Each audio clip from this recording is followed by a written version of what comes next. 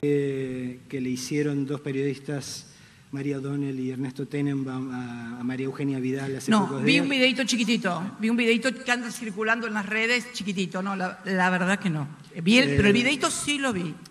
Digo, lo que es muy notable ahí, que en el momento en que se nota que hay una repregunta, algo que se ha salido del libreto, la gobernadora no sabe muy bien exactamente cómo tomar la cuestión, ¿no? Bueno, yo creo que ahí está el tema, ¿no? Vos sabés que ese video me impresionó mucho porque, más allá de la construcción mediática, más allá de los coacheos evidentes que tienen determinados candidatos o que tuvieron para poder ganar, que con coacheo vos podés ganar una elección, seguramente, si tenés buena interpretación del personaje, si además estás en una coyuntura en donde te favorecen determinadas coordenadas. Pero el problema viene después, cuando hay que gobernar. Ahí no hay y ahí no hay coacheo, ¿no?, que valga, cariño. Y la verdad que, y sí, a mí me impresionó mucho el tema, en ese videíto chiquitito que vi, que dijera, por ejemplo, cuando los periodistas por primera vez veo que repreguntan, porque, por ejemplo, a mí cuando me hicieron un reportaje en Novaresi, me interrogan prácticamente, no es es un interrogatorio, bueno, falta la luz así acá, y alguien que de atrás me esté haciendo alguna cosa para que responda, pero la verdad que esa intervención que vi el otro día es una intervención en la cual... Pero no fue eso lo que me impresionó, porque en realidad... Pero fíjate vos también, ¿no?, ahora que lo pienso. Me impresionó que los periodistas repreguntaran. Y la verdad que debería ser la constante, lo normal y lo regular. Bueno, pero pasó eso. Bueno, a mí me impresionó la respuesta frente al tema de la desocupación, un tema que vos sabés que en la provincia de Buenos Aires, en el país, pero particularmente en la provincia de Buenos Aires, en todo lo que es conurbano y los principales centros, tenemos un problema grave de desocupación, pérdida de puestos de trabajo. Que la gobernadora dijera que en realidad el aumento de la desocupación es porque aumentó la población. O sea, dijo esto, lo tengo, está grabado, miren el video, dice que la desocupación aumentó porque aumentó la población. O sea, la tesis sería, nació más gente, va a haber más desocupación. Disparate total. Yo pienso que o lo dijo para salir del paso, si la asesoraron así, está convencida de que es eso, ahí estamos en graves, todos los bonaerenses y las bonaerenses están en graves problemas. No, pero digo, mirá qué importante el tema de medios y de cómo después una sociedad tiene que soportar mala gestión o falta de gestión, porque en realidad se le vendió un producto que no era tal. Y vos sabés que yo pienso que no podemos ignorar que estamos en periodo electoral, obviamente. Vos sabés que yo fui 2 veces presidenta de la República Argentina. 8 años presidí este país. Y vos sabés que la provincia de Buenos Aires es un país dentro del otro país. Es un tercio del PBI se produce aquí, en Buenos Aires. Casi el 39% de la población vive en la provincia. El 31% del trabajo registrado de todo el país está acá, es la mayor empleadora. Con lo cual, fíjate la importancia de tener alguien frente a esta provincia que pueda tener la visión macroeconómica de lo que la provincia en un proyecto nacional puede desempeñar, y más en estos momentos en los cuales tenemos tantos y severos problemas, la necesidad fundamentalmente de tener dirigentes que sepan de qué se tratan los problemas de los argentinos. Me parece que esto es clave para poder afrontar los problemas que tienen, ¿no?, porque son muchos y muy graves. Y creo que, te digo, sería estupendo que la provincia pudiera tener un gobernante que entendiera qué pasa con la economía. Me encantaría. Me encantaría. Creo que hay que estar preparado. Hay que estar preparado, hay que estar preparada para gobernar en serio, porque además aún teniendo en cuenta que por ahí está mal asesorada, pero si no tenés los insumos intelectuales o de conocimiento o de información para poder decir qué es un buen asesoramiento o cuál es la equivocación, estamos en problemas. Pero además yo me la imagino con este argumento discutiendo en el orden nacional los intereses de la provincia de Buenos Aires. Complicado, complicado. Toda la conversación inevitablemente va a ser seria porque la situación en la que estamos es seria, pero ¿puedo hacer un paréntesis y meter algo de liviandad en el medio de todo esto? Puede. Me fascinó la entrevista de la gobernadora con Fantino. No la vi, no la vi. Porque verdaderamente era una puesta en escena. Copiaron plano a plano escenas. Esta es una ciudad cinematográfica, así que muchos sabrán de lo que estoy hablando, de esta trilogía romántica de este director que se llama Richard Linklater, esas películas antes del amanecer, antes del atardecer, antes de la medianoche. Las vi. No vi ninguna de las tres. Divinas. Cristina, ya tenés que hacer el fin de semana. ¿Qué querés que te diga? ¿Que las vi para quedar bien? No las vi, no las vi. Me parecían, son esos que están dialogando todo el tiempo ellos dos por todos lados, y caminando. Sí. Me gusta más acción. Bueno, copiaron, te juro por Dios, una peli romántica no le hace mal a nadie. Las pelis románticas, bueno, ya estoy un poquito grande para tanto romanticismo, ya me gusta más viste, qué sé yo, no sé. Copiaron plano por plano las secuencias, solo que en vez de Ethan Hawke y Julie Delpy, la francesa, están Fantino y la gobernadora. Sí. Pero no voy a hacer ningún comentario. Voy a obviar los comentarios. El momento sublime absolutamente, es en el cual Fantino le pregunta a la gobernadora cuál es su personaje favorito en Game of Thrones. Serie que también saben, de la cual acá la señora ha dicho muchas veces que es muy fanática. Fana. Entonces, esa sí la vi toda. ¿Qué responde la gobernadora? ¿Cuál es su personaje favorito? No sé. Daiquiri. ¿Cómo Daiquiri? En vez de Daenerys, dice Daiquiri. No. Entonces Fantino la rescata, le dice Daenerys, que ya dice, sí, Daenerys. Pero en realidad, después mi personaje favorito fue Aira, dice.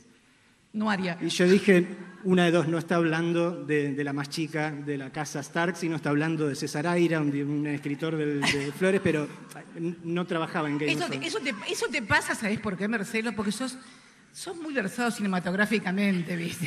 Pero digo, lo que a mí me quedaba eso, digo, ¿qué necesidad tenía de meterse ahí con una serie que, insisto, todo el mundo sabe que vos has dicho que sos muy fanática? Podría haberlo escribí está en el libro lo de mi pasión por Claro, por bueno, Game pero of aparte lo has Thrones, dicho otra cantidad de veces. Me daba la sensación de estar viendo una escena de Esperando la carroza, ¿viste? Cuando China Zorrilla dice, yo hago puchero, ella hace puchero. Yo veo Juego de Tronos, ella ve Juego de Tronos.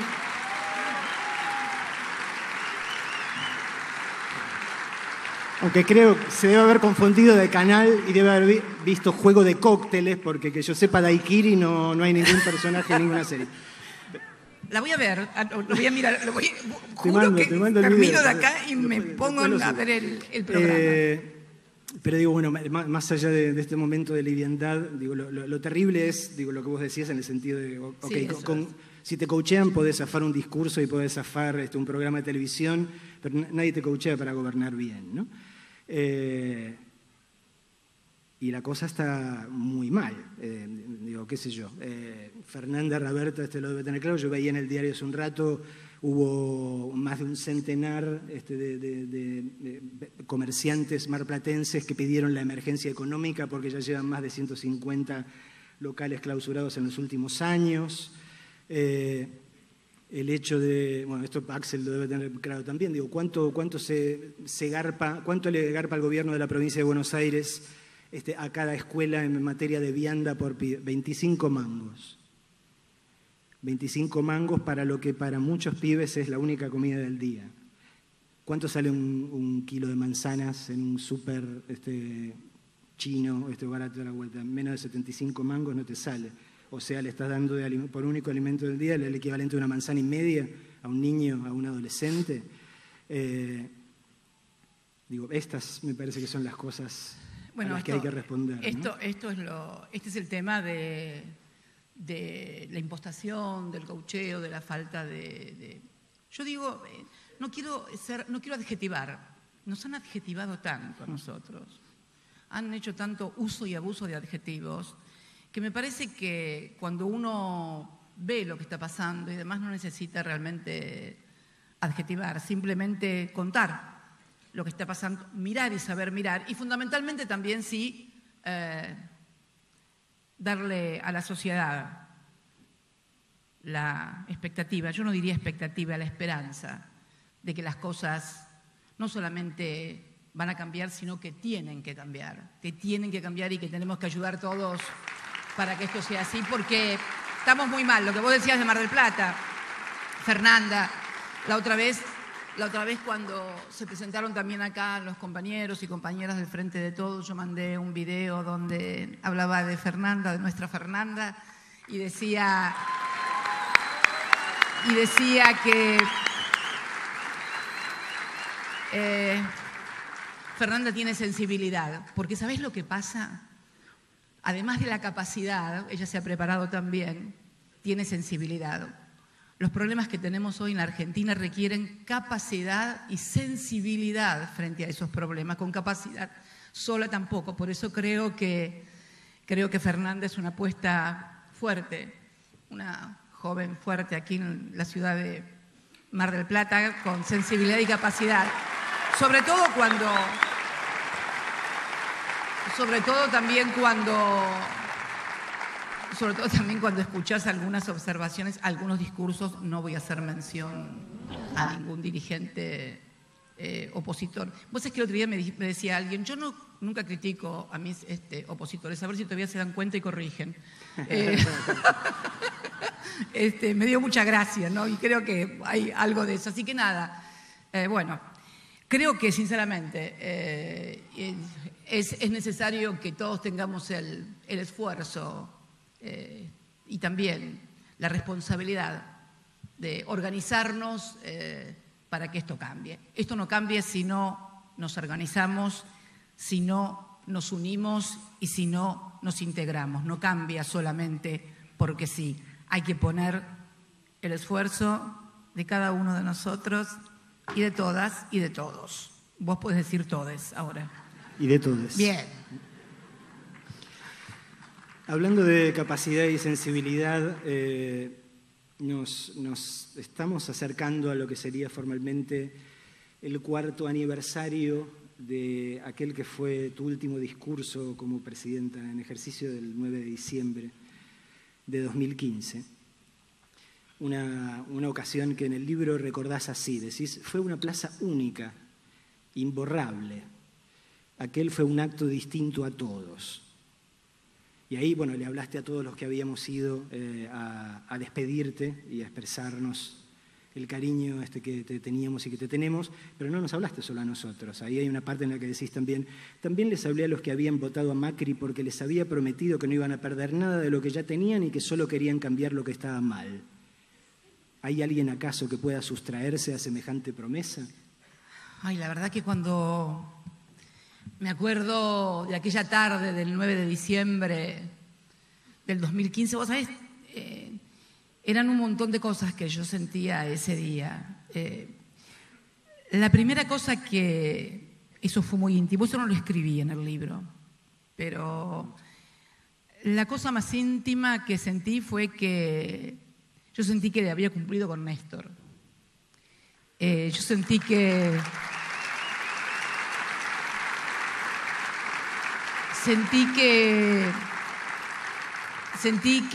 ese 9 de diciembre, donde culminábamos un periodo de 3 gestiones de gobierno, había cumplido con él, porque yo había sentido una inmensa responsabilidad sobre mis espaldas a partir de aquel 27 de octubre del 2010 y también temor a ser horrible, ¿por qué no? Temor a no poder ni siquiera terminar aquel primer mandato como presidenta. Convengamos que la situación en la que estábamos y muchas veces los ataques y demás hacían presagiar, de hecho muchos podían pensar que iba a haber problemas. Así que la primera cosa que sentí ese 9 de diciembre cuando entré a la plaza fue, bueno, que había cumplido con él. Y después, sí, claro, cuando empecé a hablar, sentí que también habíamos cumplido y dije en una parte del discurso, si mal no recuerdo, algo de las madres y de los trabajadores.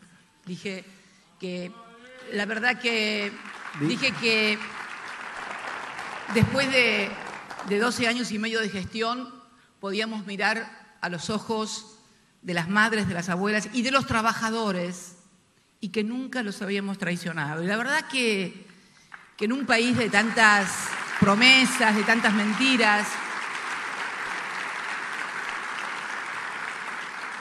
en un país de tantas frustraciones, hubo muchas frustraciones en la Argentina, muchísimas, desde las ilusiones de la democracia incipiente allá por el 83, de lo que fue después, Revolución Productiva y Salariazo, y de lo que fue la Alianza también cuando terminó en el 2001. Yo sentía como que le habíamos dado a la sociedad la posibilidad de saber que no eran ilusiones y que podía ser que un gobierno que no había prometido nada, porque en realidad, si vos ves los discursos de Néstor en la campaña o los discursos míos en el 2007 o los discursos míos en el 2011, no vas a encontrar una Cristina o un Néstor prometiendo vamos a hacer tal cosa, no les vamos a cobrar impuestos a las ganancias, no va a haber tal cosa, nada, no vas a encontrar promesas. Y sin embargo, pese a no haber prometido nada, yo sentía que habíamos cumplido con lo que mucha gente estaba esperando, que nos faltaban cosas, claro que sí, y siempre no me canso de repetirlo. Es imposible vivir en un mundo donde no haya problemas o donde esté todo solucionado, pero lo cierto es que yo sentía que hice una numeración, sin cifras y sin nada, pero fui pasando un poco de revista. Y yo, la verdad, te voy a decir sinceramente, nunca pensé que iban a hacer esto que hicieron. Tenía mis sospechas porque sabía algunas, pero no a este nivel de directamente no cumplir con lo que habían prometido, sino hacer exactamente lo contrario, porque es como dije la otra vez en Río Gallegos, la diferencia entre la promesa y la mentira. Por ejemplo, Alfonsín sinceramente prometió y creyó que con la democracia se comía, se curaba, que iba a abrir las ventanas, las persianas de las fábricas. Bueno, después pasó lo que pasó, pero la primera gestión económica, Bernardo Grispum, fue el de Concepción en el Banco Central, fueron gestiones que impulsaron, que no les salieron las cosas. Bueno, pero este es el problema de la diferencia entre una promesa y una mentira. Ahora, cuando vos dijiste ningún trabajador va a pagar impuesto a las ganancias, y resulta que no solamente no hiciste nada, sino que pagan el doble de gente y de plata. Cuando dijiste vamos a cambiar todo lo que está mal y dejar todo lo que está bien. Nadie va a perder nada de lo que tiene. Los remedios para todos los jubilados gratis. Bueno, hicieron exactamente lo contrario. Entonces, la verdad que este es el tema de la diferencia entre promesa y mentira. Y yo creo sinceramente que en ese momento, yo lo recuerdo, dije que estaba segura que iban a poder hacer muchas mejores cosas que nosotros porque recibían un país desendeudado y recibían un país con un índice de desocupación el más bajo de las últimas décadas y que además tenían todos los medios de comunicación a favor. Cuando vos tenés todos los medios de comunicación a favor, es sustancialmente más fácil gobernar y gestionar. Pero bueno... ¿Vos recordás incluso en el libro algo que te dijo Mercedes Marcó del Pont en un momento que te decía, ay, como, Cristina, toma algo de deuda o yo qué sé, digo, porque si le dejás el país en estas condiciones, esta gente no se van a ir más? Vos sabés que Mercedes, sí es cierto, te juro, Mercedes, que era Mercedes Marcó del Pont, que era presidenta del Banco Central, lo recuerdo porque siempre decía, Cristina, tomemos algo de deuda porque dejás un país muy desendeudado, dejamos un país donde la obligación de pagar deuda en dólares, o sea, en moneda extranjera, era apenas del 13% del PBI. La deuda era más 37, 30 y pico por ciento, pero pesos y dólares. Pero en dólares, obligación de pagar dólares contantes y sonantes, solamente el 13%. Y ahora tenés nada más que con el Fondo Monetario Internacional, que teníamos $0, cero deuda con el fondo. Ahora tenemos 57.000 millones de dólares. Es increíble. Hambre cero y nosotros que dejamos el país con fondo monetario, cero deuda y con desocupación 5,9, hoy tenemos fondo monetario 57.000 millones de dólares y ya 2 dígitos de desocupación. Es muy fuerte. Entonces, la pregunta, ¿cómo van a hacer? ¿Cómo se va a hacer para pagar? ¿Cómo se le va a devolver? ¿De dónde vamos a sacar los dólares para pagar? Fueron entre lo del Fondo Monetario Internacional con 57.000 millones de dólares y la deuda tomada con tenedores privados, andamos en el orden de los 160.000, Axel. Emitida. 160.000 emitida en apenas 3 años y medio. Impresionante. Ya más que durante la dictadura. Entró más plata, más dólares a la Argentina en estos 3 años y medio que en todo el Plan Marshall. Para los que no saben, el Plan Marshall fue la famosa ayuda económica que Estados Unidos dio a la Europa de la posguerra, que fueron miles de millones de dólares. Actualizados, hoy estamos ante un poco más de un Plan Marshall. Bueno, el Plan Marshall se vio, reconstruyeron Europa. Ahora, ¿dónde están estos 160.000 millones de dólares que entraron a la República Argentina y tenemos gente durmiendo, cada vez más gente durmiendo en la calle, cada vez más desocupación, comercios cerrados, fábricas que cierran? Es fuerte, es muy fuerte. Ese 9 de diciembre esto no lo imaginaba. Debo decirlo. No, porque no había forma de imaginarlo. Yo te digo, a ver, endeudamiento, bueno, pero no en este nivel. Y lo del fondo, yo creía que el fondo como prestador de la Argentina era un capítulo que habíamos cerrado definitivamente el 2005, que Néstor lo había cerrado el 2005. Fue mucho el esfuerzo y mucho el sacrificio y la verdad que nunca imaginé que de vuelta otra vez el fondo acá. Sí, no lo imaginé. Y sin embargo dice que si lo reeligiesen haría lo mismo pero más rápido, así como el FMI dice que las cosas están cada vez peor, pero profundiza las mismas recetas como si fuese a conseguir un efecto distinto de... Bueno, confiemos en la sensatez de los argentinos y de las argentinas que no pueden llegar a creer que haciendo lo mismo vamos a tener resultados diferentes a los que ya tuvieron. Einstein tiene toda una teoría respecto de esto, que es imposible haciendo lo mismo tener resultados diferentes. Pero bueno, acá estamos, con mucha esperanza igualmente.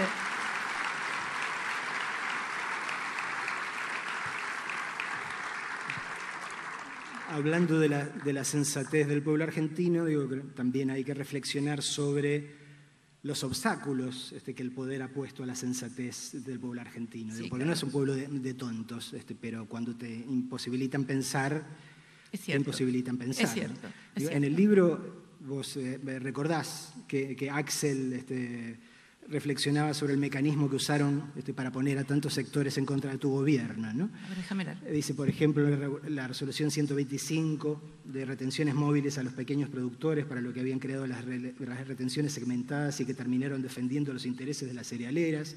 Y vos ahí decís, hoy muchos están fundidos por las tasas de interés del Banco Nación y el precio dolarizado de los insumos y del combustible.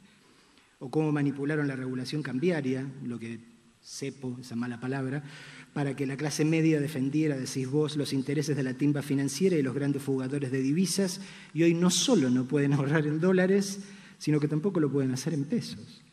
Es cierto que muchas veces se utilizan mecanismos, lo que dice, siempre Axel me dice, cómo fueron poniendo sectores de la economía y de la sociedad en contra, y hoy esos sectores están out. Los pequeños y medianos productores, te diría, ¿no? Porque vos fíjate que hoy un pequeño productor, cobra en pesos, pero todos los gastos que tiene los tiene en dólares, porque los insumos de los fertilizantes, de las semillas, etcétera, combustible, tarifas, están en dólares. Y ellos cobran en pesos, con lo cual, y con unas tasas del Banco Nación que les impide financiarse, tasas del sistema financiero. A los jubilados que los pusieron en contra con el 82% móvil, y hoy ni 82% móvil, ni remedios, ni nada. O a la clase media con el tema de que del famoso cepo, que en definitiva hoy, porque hubo una clase media que en la Argentina en un momento dado podía ahorrar en dólares. Hoy no pueden... no pueden ahorrar. No pueden, ya no digo ahorrar en dólares ni en pesos. Tenemos serias dificultades de mucha gente para llegar a fin de mes, poder pagar la prepaga, la cuota de los pibes del colegio, etcétera, etcétera. O sea, bueno, los mecanismos, yo me acuerdo, ¿te acordás, Axel, cuando nos hicieron un lío bárbaro porque no entraban los vasitos de Starbucks? Creo que nos pusieron algún titular, ¿no? En algún diario, y tampones también, no teníamos tampones importantes. Las chicas no tenían...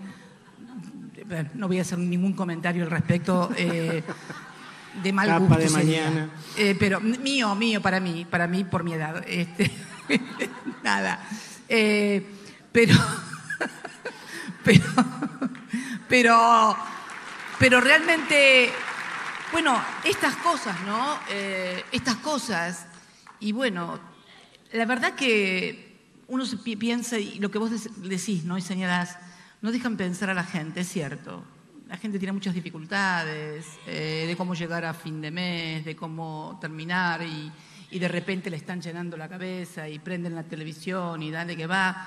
Pero bueno, es un ejercicio que yo digo que tenemos que hacer todos y todas, y no enojarnos con nadie, sino no cansarnos de explicar, de hablar y de persuadir.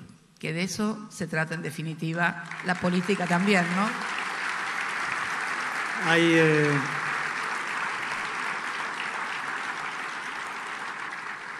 en este sentido, por eso hay una frase que decís en la página 50 del libro, digo que yo la tengo así grabada como una máxima absoluta. Dice, a veces pienso que sin la complicidad de los medios de comunicación, este gobierno no existiría.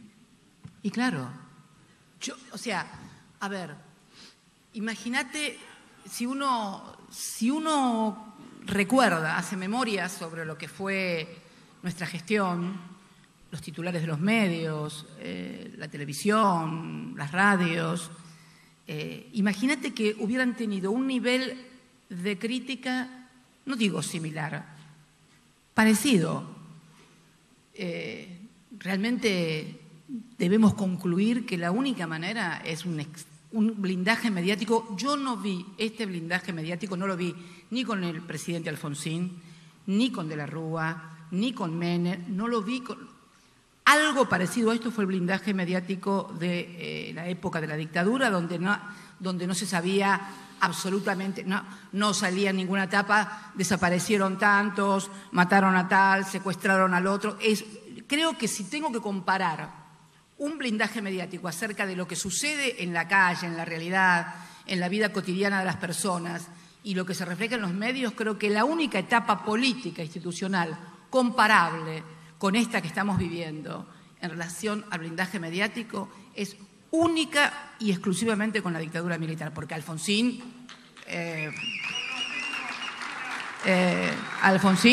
lo mataron también. Al turco, nadie piensa que... Y a De la Rúa también. Acordate los programas de televisión donde lo llevaron a De la Rúa, que entraba por un lado, salía por el otro, qué sé yo.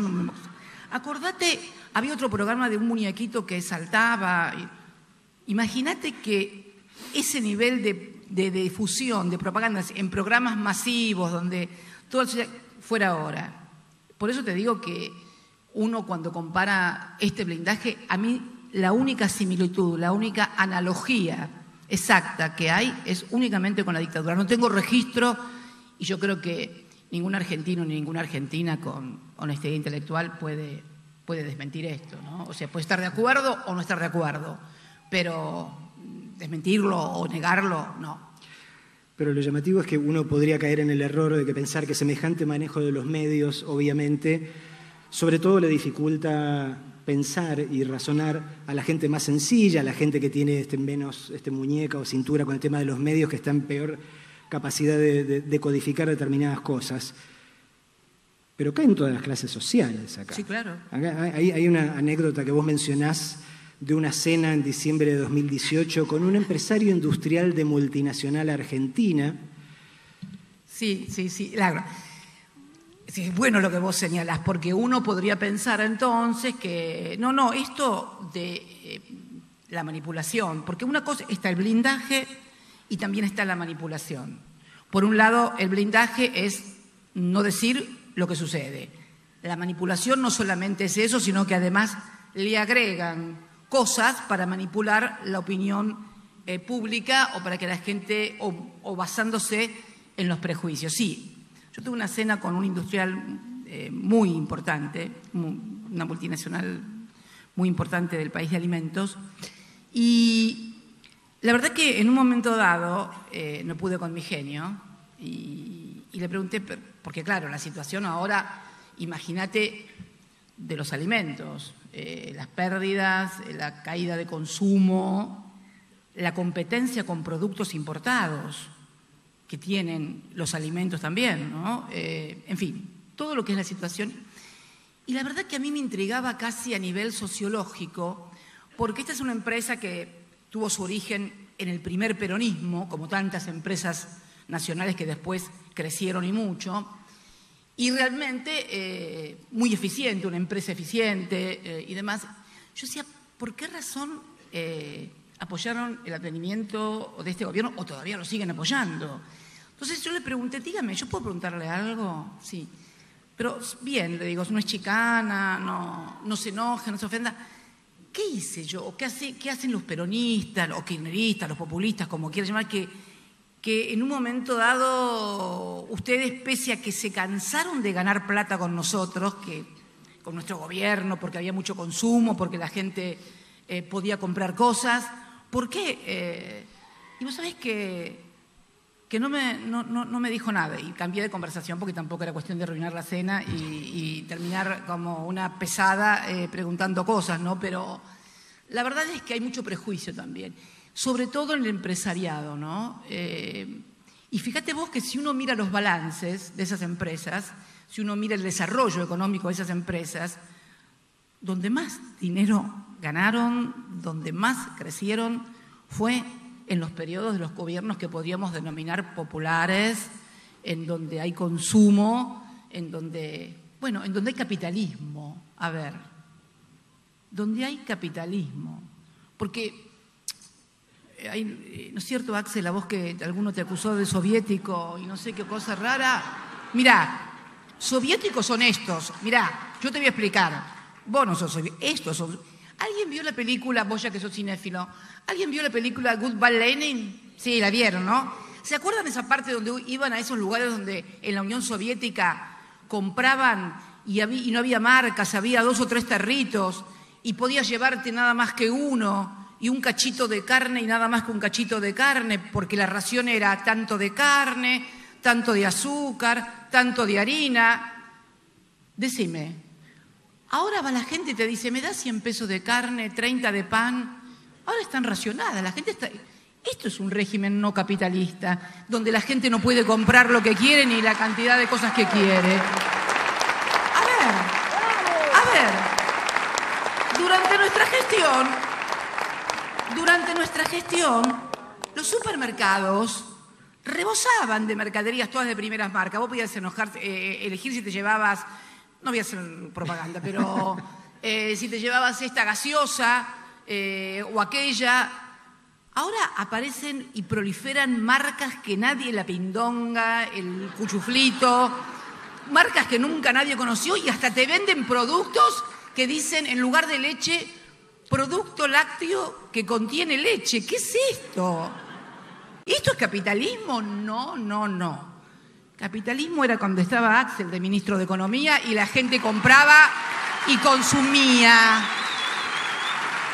y podías viajar. Pero además, y fíjate vos, los propios medios de... ¿Ustedes se acuerdan lo que era agarrar un diario en aquella época, de los más importantes? No lo voy a mencionar para que nadie... ¿Ven? Por eso. Esto era lo que yo quería evitar. No chiflen. Son incorregibles. Son incorregibles. Vos agarrabas los diarios más importantes en aquella época y dabas vuelta a las páginas, y eran páginas y páginas de anuncios, de supermercados, de Frávega, que compré esto, que... Me daba bronca porque tenías la parte escrita, impresa, que vos querías leer, yo no quería leer las ofertas, eran cachitos, y eran páginas y páginas y páginas enteras con ofertas de supermercados todos, de viajes, de lo que se te ocurriera. Pesaban más los diarios inclusive. ¿Se acuerdan cómo pesaban los diarios? Los diarios pesaban más con nosotros también, en todo sentido. En todo sentido. Y la verdad, que uno se pregunta, ahora, primero ustedes vieron lo flaquito que están los diarios, y además quién los compra, nadie. Pero bueno, y vos te preguntas, pero entre estos tipos que vivían de la publicidad y ganaron fortunas con la publicidad, y los otros que ganaban fortunas vendiendo lata de tomate, chocolate, caramelo, galletita, y los carniceros que vendían asado, y bueno, esto es el prejuicio y la manipulación que termina logrando que la gente decida y vote en contra de sus propios intereses. Es un desafío. También debemos pensar qué tenemos que hacer nosotros con los instrumentos con los que contamos para poder revertir esto. Yo estoy segura, porque además si pensara que no lo podemos revertir, me quedo en mi casa y no estaría acá hablando con todos ustedes. Desde ya se los digo. Pero la verdad es que sí. Podemos decir que esto que estamos viviendo ahora, gente comprando como si, gente en la calle, gente comprando de a 100 pesos la carne o 30 pesos de pan, o marcas desconocidas. Todos me dirán, ay, sí, bueno, pero el consumo. Y sí, una de las cosas por las cuales yo siempre lo sostengo, esto lo vengo discutiendo desde la caída del muro de Berlín, más o menos, ¿no? Lo vengo diciendo que, y sí, la caída del muro de Berlín no fue una batalla militar. No se cayó como... O sea, si uno ve la historia de la humanidad, siempre las guerras, bueno, terminaba una guerra y alguien... Bueno, esta fue una batalla... Porque fíjense, qué notable. La última guerra fue la Segunda Guerra Mundial, pero cuando cae el muro de Berlín fue una batalla cultural que se dio fundamentalmente. Esto fue una batalla cultural y se cae, ¿por qué? Porque como contábamos en Goodbye Lenin, la gente del otro lado quería vivir con mayor grado de libertad, quería poder decidir su vida, decidir qué comer y no tener que comer lo que te dan o lo poco que podés. La gente quiere poder vivir bien, tener buena vida, poder disfrutar. La vida no puede ser solamente levantarte a las 6 de la mañana y trabajar hasta las 12 de la noche y que no te alcance para nada. Y peor todavía, ni siquiera por ahí poder tener la oportunidad de trabajar todo el día porque tampoco tenés trabajo.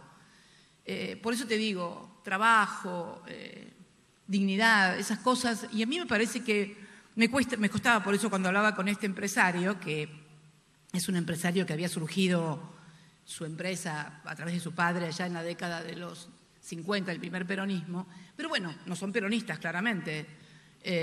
Sin embargo, toda su construcción económica tuvo ese origen. Esto no quita su eficiencia, su capacidad de producción, su inversión, etcétera, etcétera, etcétera. Pero siempre tenés que tener un contexto que te permita desarrollarte como empresario, como profesional, como comerciante, como trabajador, como lo que fuere. Nadie puede ser individualmente él o ella solito, él y su alma, mientras todo al costado se cae y se derrumba. Me parece que esto es el tema, ¿no? La solidaridad. Again. Bueno, vos mencionás el primer peronismo y hablando porque una cosa es la manipulación de los datos, la manipulación de la información, y otra cosa es así como del tabique ideológico que alguna gente se pone a sí misma, ¿no? Y hace poco me puse a buscar otra vez, ¿te acordás del libro negro de la segunda tiranía? Lo tengo. Lo tengo. No sé si se acuerdan o alguien lo habrá estudiado. Cuando la revolución fusiladora depuso al segundo gobierno de Perón, publicó esta especie de panfleto que se llamaba así, el libro negro de la segunda tiranía, en 1958, donde lo que trataba de hacer era como redondear la leyenda negra del peronismo y lo que era su pesada herencia, ¿no? Y hay muchos rasgos que vistos desde hoy suenan irónicos, porque cuando hablan de Eva dicen la señora en el panfleto, como te dicen a vos, ¿viste? Mucha gente te dice, la señora dijo.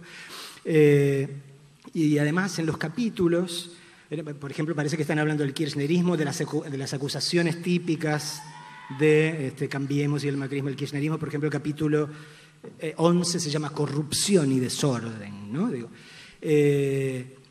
Y el otro día le preguntaba esto a Alberto Fernández, con quien estábamos hablando en el programa de radio que yo trabajo a la mañana, ¿habrá consecuencias? Y él me dice, claro, el Estado del Estado. Y yo ahí no me acordé. Y el Estado del Estado se llama lo que leyó Mauricio Macri en su primera alocución, la primera apertura de sesiones en el año 2016, donde lo que trataba de hacer es más o menos lo mismo, ¿no? Definir la monstruosidad de esta pesada herencia, que de pesada no tenía nada, ¿no? Porque si ves los informes internacionales de la condición del país en ese momento...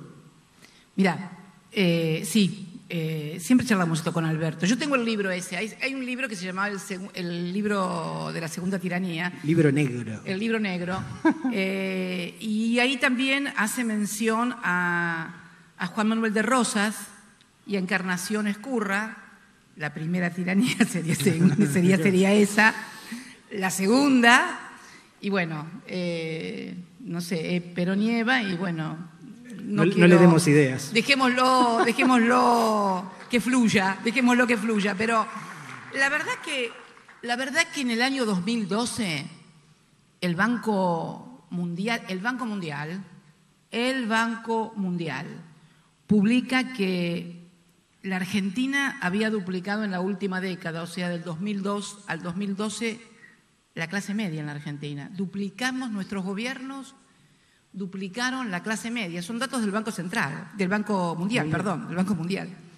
La FAO, el otro día estaba leyendo que habíamos pasado de... La alimentación, ¿no? La Federación en alimentación, sí, que es otro organismo de la ONU, con sede en Roma, también, que hemos pasado, se ha duplicado el tema de la inseguridad alimentaria en la Argentina del 2014 al 2018.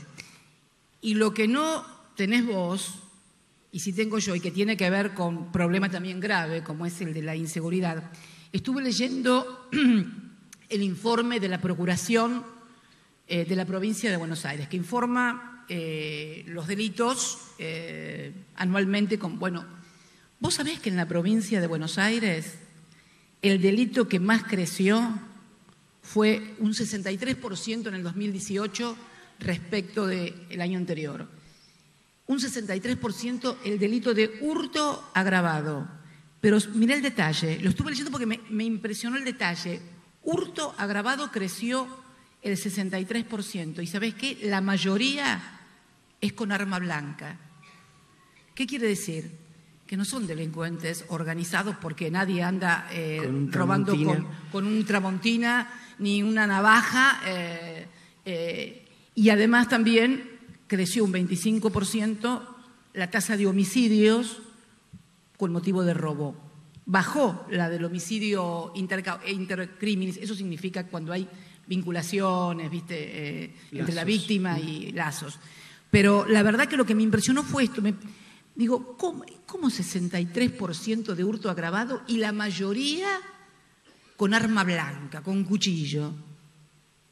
Esa gente que salió a sacar plata para comer, para algo, y no es que esté justificando nada, ni esté diciendo que solamente el delito es por la cuestión pero que hay un componente brutal en el incremento del hurto por la miseria, la gente que no tiene para comer, a mí no me cabe ninguna duda. Mira, una vez hará cosa de año y medio atrás, 2 años más o menos, yo veía que esto se venía así.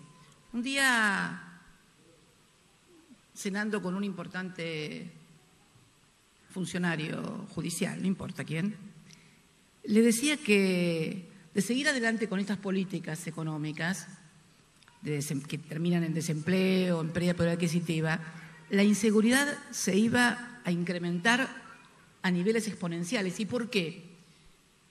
Porque en otras latitudes, con problemas de pobreza o de miseria, la gente se muere de hambre. En el África hay hambrunas. En lugares recónditos de Asia, por ahí nos enteramos que hay hambrunas.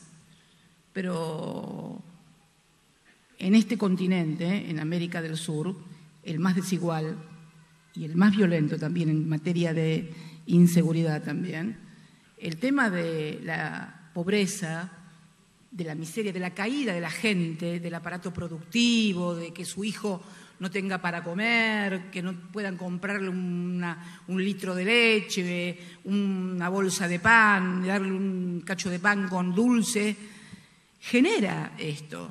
Y cuando veo este dato duro, terrible, 63% incremento, hurto agravado con arma blanca, digo, es esto, claramente. Las cosas hay que saberlas leer y mirar, pero está todo muy claro. Por eso te digo que es muy fuerte lo que nos está pasando hoy a los argentinos y a las argentinas. Yo tengo muchas esperanzas de que sea un punto de inflexión sea un punto de inflexión y que también sirva para que, primero para entender la necesidad de no seguir estigmatizando, atacando, porque esto finalmente termina envolviendo a la sociedad en cosas de las que no queremos ser más objeto, ¿no? Me parece que es importante reflexionar acerca de todo esto y hacerlo por lo menos desapasionadamente y fundamentalmente sin adjetivaciones, ¿no? Hay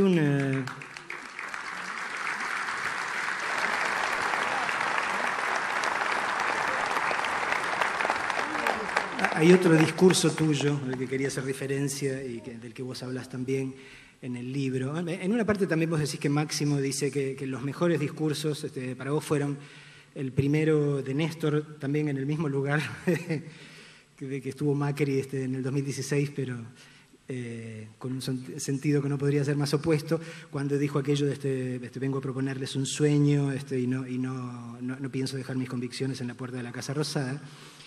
Y que Máximo dice que el segundo mejor es el tuyo del 9 de diciembre, del que hablamos. No, Máximo dice que en el discurso de Néstor del 25 de mayo del 2003 y en el mío del 9 de diciembre del 2015 está sintetizado todo nuestro gobierno. Y sí, la verdad, vos recién hablabas del Estado y toda esa de la pesada herencia y demás. Bueno, es esto que contábamos, la gente pudiendo ir a los supermercados. Yo lo dije, ¿te acordás que cuando termino ese 9 de diciembre, en el mensaje del primero, yo tuve el año anterior a ese marzo del 2016, fue mi último, que fue el del 1 de marzo del 2015.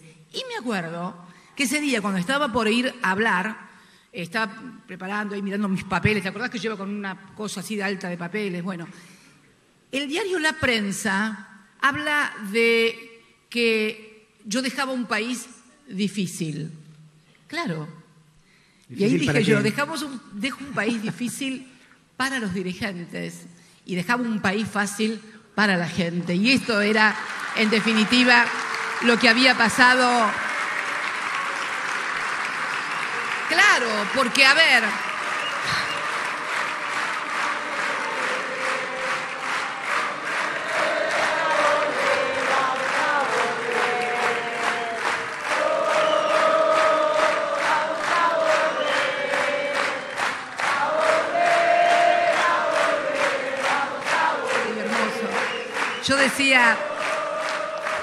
yo decía en aquella oportunidad, claro, porque vos te imaginas un país con derechos. Los países con derechos, cuando la gente tiene derechos, cuando los jubilados tienen derechos, cuando los trabajadores tienen derechos, cuando los científicos tienen derechos y presupuesto, además, claro, ¿no? Sí, porque los derechos siempre requieren de presupuesto. Si no hay presupuesto, no hay derechos. Ojo, no nos confundamos. Los derechos siempre requieren presupuesto, pero bueno, la verdad que sí, que era un país difícil porque vos tenés que administrar todo eso y hay una puja, hay mucha puja por la distribución del ingreso. Los que tienen más plata no quieren pagar tantos impuestos, los otros quieren ganar más, el comerciante quiere tener más margen, el otro quiere volver a... Pero este es el conflicto que siempre un gobernante tiene que administrar. Después lo otro es la paz de los cementerios, como yo digo, ¿no? No se puede negar el conflicto social. Y yo creo que, en definitiva, es eso, ¿no? Yo creo que dejamos un país con derechos y dejamos un país donde la gente se dio cuenta que lo que le habían dicho durante toda la vida, que si no arreglábamos con el fondo se terminaba el mundo y no se podía hacer tal cosa, que como nosotros científicos, no, acá es imposible, se habían ido muchos científicos del país y pusimos un satélite en el aire y dos satélites, ¿cómo dice? Dos satélites en el aire y energía nuclear, el plan de medicina nuclear, netbooks con un plan de conectar igualdad, procrear. ¿Cuántas casas de procrear a lo largo y a lo ancho del país? Mucho. Faltaba, claro que siempre falta. ¿Teníamos problemas? Sí, claro. Bueno, los fondos buitres eran un problema. Un problema que si los argentinos, todos los dirigentes, y acá esto no es solamente una crítica a los de los otros partidos, es una crítica también a los dirigentes de mi propio partido. Nobleza obliga. Si todos los argentinos y todos los dirigentes, hombres, mujeres, de distintos partidos políticos, hubieran comprendido que podíamos discutir todo y estar con diferencias en todo, excepto frente a los fondos buitres, que frente a eso teníamos que ser un solo país, porque eso iba a favorecer al que ganara las elecciones, porque si los fondos sabían que ganara quien ganara, iban a tener que recibir lo que ya habían recibido el otro 93% de los acreedores, se hubiera podido arreglar y pagar lo que correspondía pagar, porque nunca nadie dijo que no se quería pagar. Sin embargo, todos los que eran candidatos mandaron a sus emisarios a hablar con los fondos y ahí estaba Axel con su espada peleando con los fondos buitres. Si nos hubieran hecho caso, Axel, qué historia diferente hubiéramos tenido, Dios mío. Por ahí, y fíjate vos, que no hubiera cambiado el resultado seguramente de las elecciones, porque todos los otros imaginarios colectivos sobre los que se había construido, que impuesto a las ganancias, que el 82% móvil, que el cepo, estaban. Pero era eso, porque eso nos hubiera permitido finiquitar totalmente y tener acceso a los mercados internacionales, no para endeudarnos con la bicicleta financiera y que fugaran la plata, sino por ahí para que ingresara plata al país para inversión en infraestructura o para proyectos productivos, porque la inversión extranjera no es mala. El problema es cuando no es inversión, sino que viene a especular con la tasa de interés y después se te van con todos los dólares. Este es el problema que ha tenido y que tiene el país. Y que lo vuelve a tener una vez más. Una vez más, porque esto que está pasando ahora pasó con la dictadura. Esto que está pasando ahora volvió a pasar durante el menemismo. Esto que está ahora volvió a pasar durante la Alianza. Y otra vez, estamos desde el 57 a la fecha exactamente haciendo siempre lo mismo. Ahora, argentinos y argentinas, si siempre hacemos lo mismo, ¿cómo esperan todos tener resultados diferentes? fíjense que el único lapso de resultados diferentes en indicadores económicos, sociales, de inversión, de ciencia, de tecnología, fueron esos 12 años y medio. Después siempre para Triqui, todos. O sea, yo creo que todos los argentinos y las argentinas deberían hacer por un minuto abstracción de los prejuicios. Todos tenemos prejuicios. Prejuicios de los antiperonistas hacia los peronistas, prejuicios de los peronistas nosotros hacia los que no lo son. Todos tenemos prejuicios. Yo no quiero en este sentido exculparme y presentarnos como si fuéramos... No. Ahora, si todos hiciéramos un esfuerzo muy grande y despojándonos de esos prejuicios, pudiéramos tener memoria, porque ni siquiera hace falta saber mucho ni tener un grado de información, sino poder visualizar cómo vivíamos antes y cómo vivimos ahora, qué nos pasaba antes y qué nos pasa ahora. Y no hace falta que digas, me voy a afiliar al peronismo. No, simplemente en esto tienen razón, no podemos seguir endeudando al país más. Hay que hacer un punto final al endeudamiento del país con fines especulativos y de fuga de dólares. Hay que ponerle un punto final a esto, porque el país no aguanta más. En ese último discurso que yo quería recordar, que es uno que improvisaste en una situación dramática, digo, porque era una de las veces, no sé, debería ser la 632, que tuviste que ir a Comodoro Pi a declarar. ¿Cuál fue? No, abajo de la lluvia. No, ese fue el primero. Esa fuimos con Axel. ¡Ajá! Dólar futuro, mira vos. ¡Mira vos! Me acordé. No, pará. Vos estás hablando del discurso del 13 de abril del 2016. Claro, fíjate, argentinos y argentinas. Mira, me hiciste acordar. Argentinos y argentinas. La primera citación judicial que tiene esta expresidente, junto a su ministro de Economía, doctor Axel Kicillof, es por dólar futuro. Fíjate vos, dólar futuro. ¿Qué es lo que está haciendo ahora el gobierno y que le acaba de autorizar el Fondo Monetario? Así que hoy habría que pedir la extradición de los del Fondo Monetario Internacional porque han sido cómplices con este gobierno en el tema de dólar futuro. Acaban de autorizar hacer dólar futuro. Vos fijate hasta dónde el disparate, hasta dónde la persecución, que fuimos citados y estamos procesados y para ir a juicio oral con dólar futuro. Y tenemos... Porque además decían que habíamos violado la independencia del Banco Central de la República Argentina. ¿Viste cuando se sientan ahora todos juntos a dar conferencias de prensa con el ministro de Economía, el presidente del Banco Central, donde dicen lo que el fondo les autoriza a hacer? El fondo. O sea, ya no es el presidente de la República el que le dice al Banco Central independiente de quién, de los Reyes de España, porque este Banco Central de lo único que es independiente es de los Reyes de España. Después, claramente. Y bueno, y todo esto se convalida. En ese discurso, sí, fue el 13 de abril, ¿qué dije?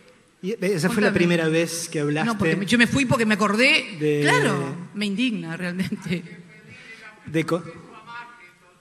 La primera vez que hablaste de la necesidad de construir un gran frente ciudadano, y ahí dijiste, donde no se le pregunte a nadie por quién votó, ni en qué sindicato está, ni en qué partido, sino si le está yendo mejor o peor que antes.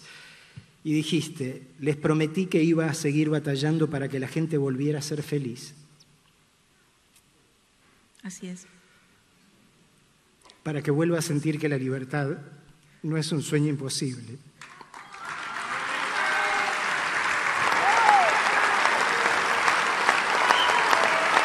Que no quería ver a una dirigente social como Milagro Sala encarcelada sin que se supiera a ciencia cierta de qué se la acusaba, por qué se la juzgaba. ¿Renovarías hoy esa misma promesa de felicidad para los argentinos? Sí, claro, porque aquella tarde, aquel día de lluvia, aquella mañana de lluvia, que no voy a olvidar en mi vida, no voy a olvidar en mi vida por el compromiso de esos cientos de miles de argentinos y argentinas que abajo de la lluvia fueron al reencuentro, creo que fueron al reencuentro, creo que fue un reencuentro. Y la verdad que yo ya ahí, vos te acordás de esa parte, pero en ese mismo discurso, ahora que me estoy acordando, yo hablé, mirá vos, ¿no?, de las tarifas y del chango del supermercado. En ese discurso del 13 de abril del 2016, yo hablé del chango del supermercado y de las tarifas. Y dije, las tarifas que van a tener que pagar van a ser iguales para todos, sean peronistas, radicales, comunistas, ateos, no importa. Y también hablé del supermercado. Cuando vas al supermercado, nadie te hace una rebaja porque seas peronista o porque seas radical o porque seas de Cambiemos. La leche, la carne, el pan le cuestan lo mismo a todos. Fíjate vos, hoy es más fácil decir eso. Lo veía. Creo que también tiene que ver con lo que uno siente como responsabilidad, ¿no? Yo siempre me sentí muy responsable y muy de advertir lo que podía pasar y lo que podía venir. ¿Cuántas veces, ustedes se deben acordar, en cadenas nacionales o en cadenas nacionales, o inolvidables cadenas nacionales, decir, no vienen por mí, vienen por todos ustedes, por los trabajadores, no vienen por mí, vienen por todos ustedes. Y uno siente la inmensa responsabilidad de anticiparle a la sociedad lo que puede pasar, no como agorera o como aguafiestas, sino porque es la responsabilidad de quien se postula o se ve o se presenta ante sus compatriotas como un dirigente. Un dirigente no es alguien que se sienta en una banca o le ponen la banda de presidente y le dan un bastón. Un dirigente es alguien que tiene la capacidad de anticipar lo que vendrá y en esa anticipación de lo que vendrá armar una estrategia para poder sortearlo, para poder superarlo. Y en ese momento yo hablé de un frente el 16 de abril del 2016, que los argentinos íbamos a tener que armar un frente en el cual no le preguntáramos a ningún argentino ni a ninguna argentina cómo había votado en las últimas elecciones, sino que simplemente le preguntáramos cómo vivía antes y cómo vive ahora, y si quería vivir mejor de lo que vive ahora. Y entonces ahí sí, si quería vivir mejor de lo que vive ahora, si quería volver a tener, no la misma presidenta, sino las mismas cosas que tenía antes: trabajo, comida, techo, salud, remedios. Bueno, que si querían tener eso, argentinos y argentinas, tenían un lugar en este frente que es, ahora sí, hoy, 3 años y medio después, el Frente de Todos. Sí, sigo con el mismo compromiso de siempre. Sí, muchas gracias a todos y a todas. Muchas gracias.